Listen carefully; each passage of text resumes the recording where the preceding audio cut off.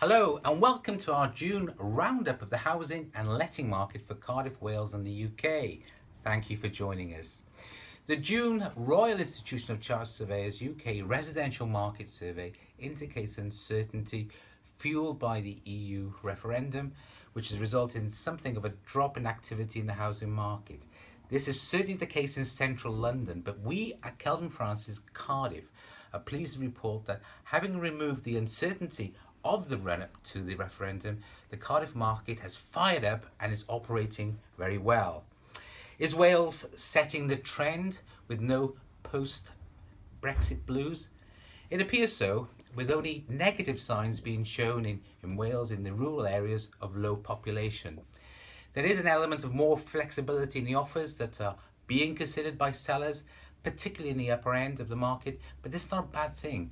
And those vendors should find a similar flexibility amongst the sellers of their next purchase. People will always need to move for a multitude of reasons, and we are optimistic about the present and immediate future. The forward-looking indicators for both sales and pricing suggests that the subdued tone will persist for the rest of the summer into the autumn. Now, perhaps this is not altogether surprising, given the uncertainties that have been realised by the outcome of the referendum and also the political turmoil that has followed. However, I think it is a little misleading to pin the blame solely on Brexit and politics for what we are seeing in the housing market on a national basis. The first quarter actually was very strong, with investors and those wishing to buy second homes trying to get into the market ahead of the change in the tax treatment for those sorts of purchases, and with the increase in stamp duty from the beginning of April, it was perhaps inevitable we would see activity tail off a little. Looking beyond the next few months, the real critical issue is how the economy will stand up in the wake of the decision to leave the EU. The Bank of England has already taken action to provide support for the economy. A weak sterling is going to make a British industry more competitive.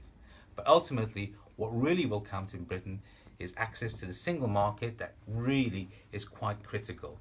Now, negotiations should get on and underway in regard to Article 50, which will need to be triggered. But with Theresa May now installed as the new Prime Minister, number 10, it might be we will get clues how to progress and movements towards Brexit will actually take place. We at Kelvin do not anticipate any dramatic effects on the market as people will continue to move. They need to move for more space, downsizing or upsizing, moving into particular school catchments, bereavement, divorce, moving job and area.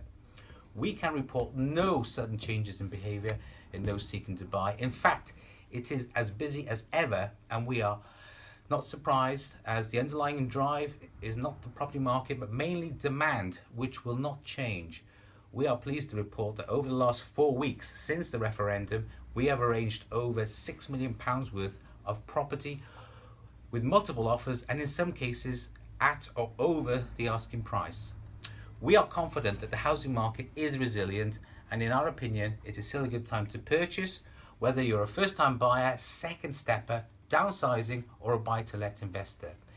If you're thinking of selling or renting, please contact our professional teams in sales or rentals for expert advice without cost or obligation. So until our next update, this is Tony Felici, Director of Kelvin saying goodbye.